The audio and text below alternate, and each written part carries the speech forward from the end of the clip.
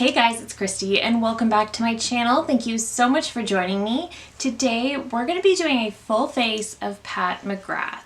So before we get into it, I hope you'll consider subscribing to my channel before you leave. Give this video a thumbs up if you enjoy, and let's get into it. Okay, so I've been wanting to do this video for a long time, but I was really hesitant to do so because she didn't have bronzers. And I have finally secured her new bronzer. I did pick up the shade Naked Desire, which is the lightest one in the collection. But given that I got it just a little bit late, I thought I would just incorporate it into a full face and talk about it that way. So let's just hop right into it. I think I'm going to start with eyes. Just in my experience with Pat McGrath shadows, I do tend to get some fallout, so I thought maybe it would be best to just do eyes first. Also, if I sound congested or out of breath, I am battling allergies quite fiercely today, so I do apologize for that. So I decided for the palette we're going to use today, we're going to use the Divine Rose 2 palette. I was going to use one of the ones from the Love collection because I really love those, but it's been a minute since I dug into this and I really want to do more of a mauve look today, so that's what we're going to do. I'm going to start with this shade right here, and I'm just going to put that one in the crease. I don't feel like my Mothership palettes really get enough love, and I think that's really unfortunate because they are incredibly pricey. Even if you get them on a discount, they're so expensive.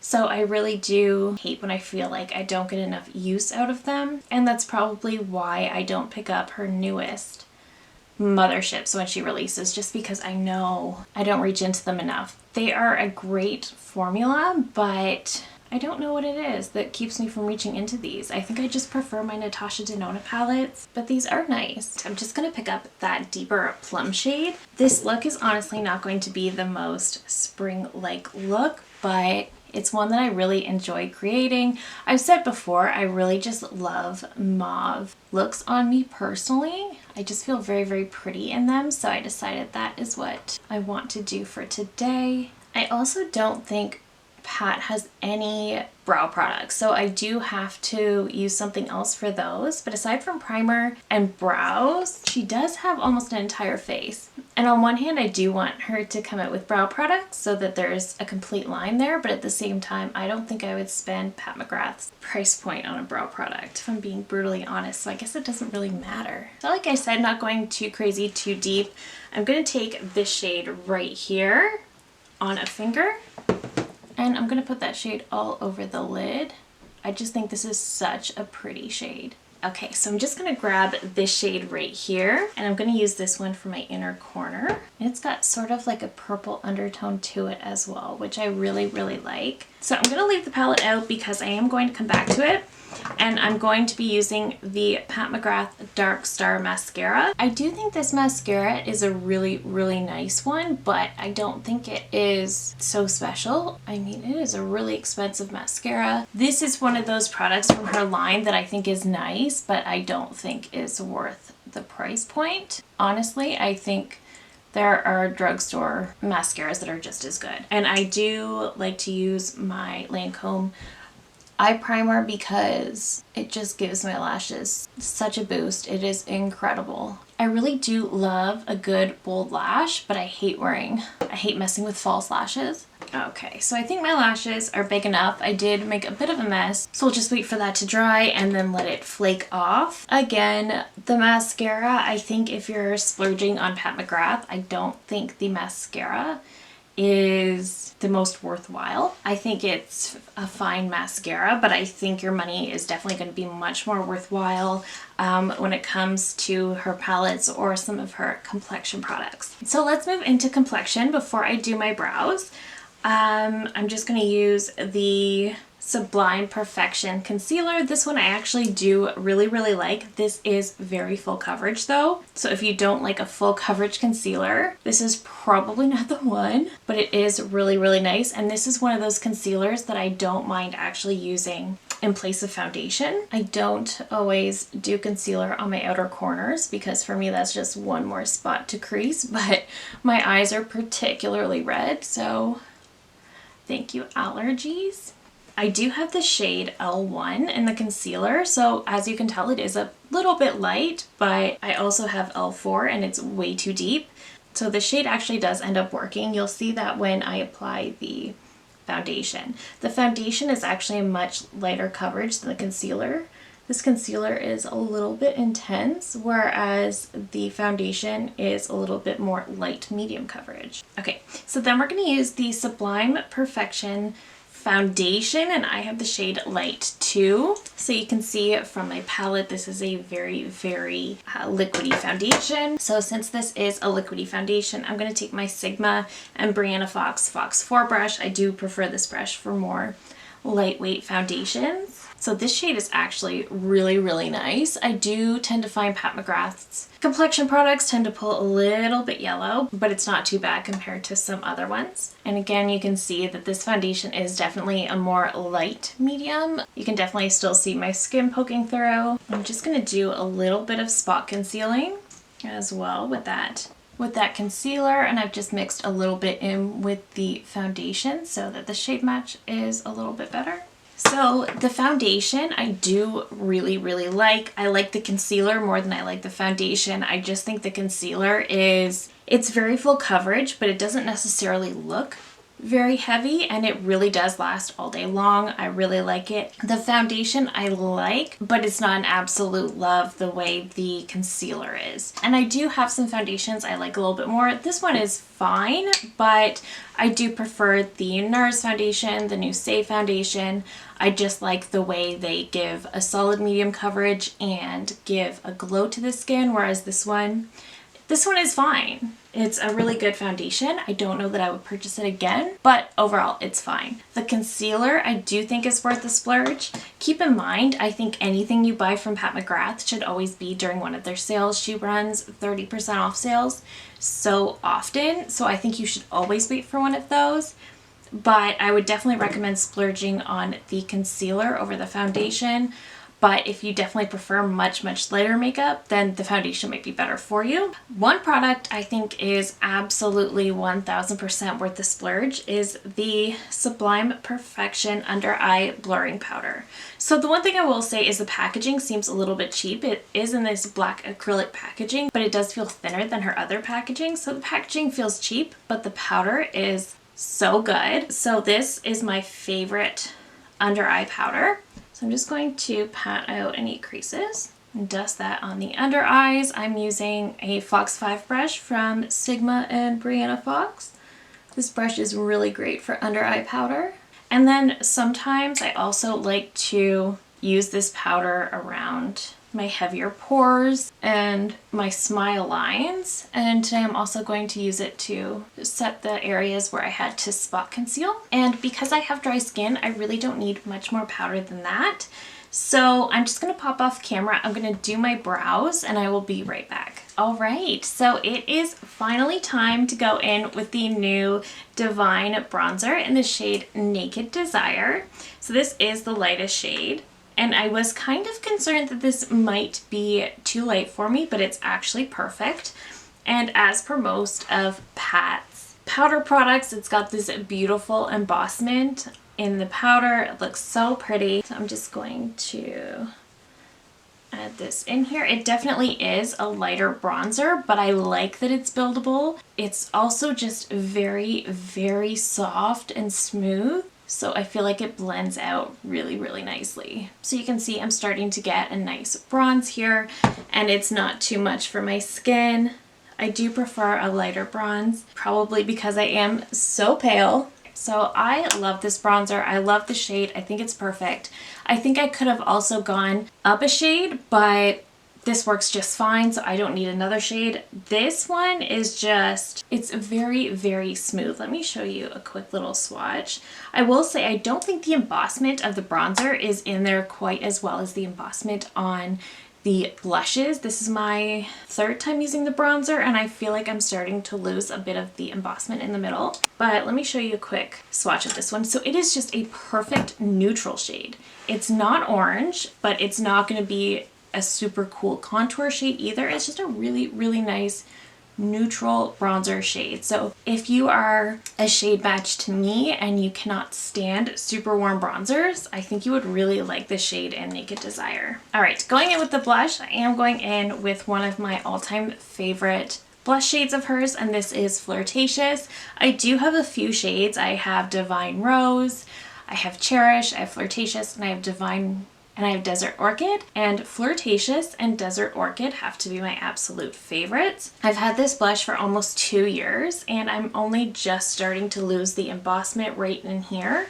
but I use this blush so much that embossment is really, really in there. This is definitely, I think, one of my most used blushes in my collection. I just love that it's a very soft peachy beige. So it's very neutral. It works with any look I'm trying to create and it never looks too much. I feel like I can layer this one and it still just looks really, really pretty. There are some shades like Cherish, which is an incredibly bright pink that is very easy to go overboard with. This one I find is just a perfect shade for me.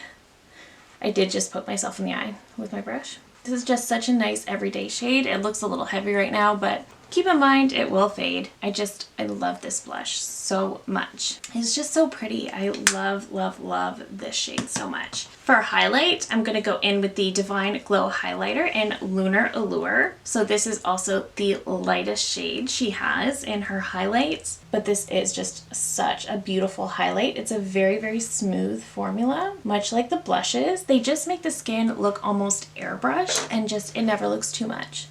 Well, the highlight, you can make it look too much, but they don't enhance texture. They just look so, so nice on the skin. Her Complexion products are definitely a huge, huge strength of hers. So let's get into lips before I share my final thoughts on the brand as a whole. I'm going to use the lip liner in the shade Divine Rose. So this is the Permagel Ultra Lip Pencil. I like these liners because they are creamy, but they're not so creamy where they move everywhere. This is actually a super long wearing formula.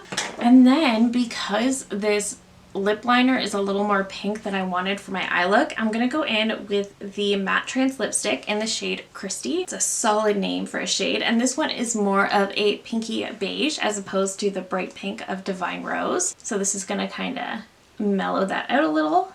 So for a matte lipstick, this is incredibly, incredibly creamy. It is so comfortable on the lips. It does not feel like a matte whatsoever, but I really do want to show you the lip gloss formula from Pat McGrath. So I have the Divine Rose lip gloss. The applicator on this one is a little bit more unique in my opinion. It's more of a soft paddle kind of look to it, but it's got more fibers. So let me show you.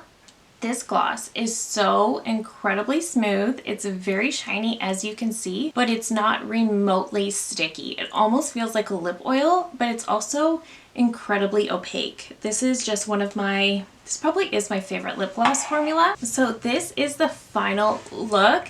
The lip is definitely a little more pink than I wanted, but I don't actually have a ton of lip products from Pat McGrath. So let's talk about the products that I think are worth the splurge and where you might just want to save your money. Her Mothership palettes. They are absolutely stunning, and I know I mentioned I don't typically go into these as much as some of my other palettes. I think they're pretty. I think you want to wait until there is a really good sale though before purchasing them. The formula is great. It is really good. I do prefer the Natasha Denona formula to them, but it's interesting to me because these special shades here I don't even reach for as much as I thought I might. So this one is definitely more depending on your preference. If you're a big fan of her special formulas, then maybe you would get a lot more use out of this. I do think it's a pretty palette. It's not going to be great for travel. It is super, super heavy. I do think it's beautiful. I do think the shades are incredibly pigmented, but I do think it's beautiful, and I actually do like Divine Rose 2 over the Bronze Seduction, which I thought would be the opposite. So far, my favorite in her line has been the palettes I got in the Love collection. I just find there's something special and blendable about those shadows in particular. They are just so soft and creamy, and I love them. I love these two, but I think I love those a little bit more. The mascara. This is a product I don't think is worth the high price tag, whether it's on sale or not. I think you can get a very similar effect from a drugstore mascara. I think it's nice. I like that it's got this giant hourglass wand. That is definitely my favorite type of wand, but I think you can easily go for the L'Oreal Lash Paradise and achieve the exact same effect as this mascara. So I do not think this one is worth the splurge. Going into Complexion, the concealer. This is incredibly full coverage. I do think this is worth the splurge if you love a good full coverage concealer. A little bit goes a really, really long way. I actually used too much today, but because it's such an easy to work with formula, I was able to work it out. This is one that is great if you want to sometimes drag it down and use it all over the face for foundation. This is also not drying. For the amount of coverage it gives, it doesn't look overly heavy and it doesn't dry my under eyes out. So I really appreciate that as well. This one I do think is worth the high-end price tag. The foundation I think is really, really nice, but this is $92 Canadian, and I cannot recommend it for that price. Obviously wait for a sale, but this is a more light to medium coverage product, and I find that there are foundations I like more, such as the NARS Light Reflecting, the new Say Hydra Bounce, the new Laura Mercier. I like them so much more because while they're a solid medium coverage, they also leave a soft glow to the skin, which I really like.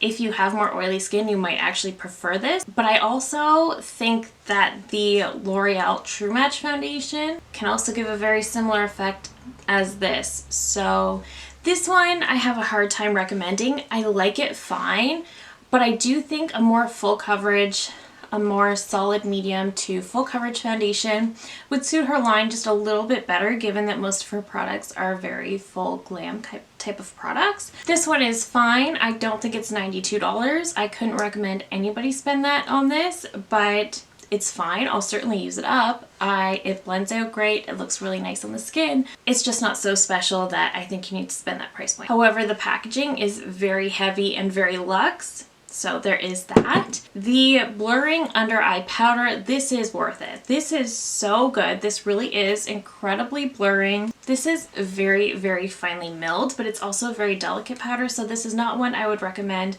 traveling with. I do think it is very comfortable. It never feels heavy. It never dries me out. It never clings to dry patches. It is an under eye powder, but I do still tend to, again, drag it down the center of my face to blur pores and smile lines, things like that, and I think it looks so, so nice. I do have the shade Light. I do think this one's worth it. The packaging feels a little bit cheap and it is a delicate product, but I think this is absolutely worth it. Okay, these next three are so good. The new bronzer, I'm really, really loving. I have tried this a few times at this point.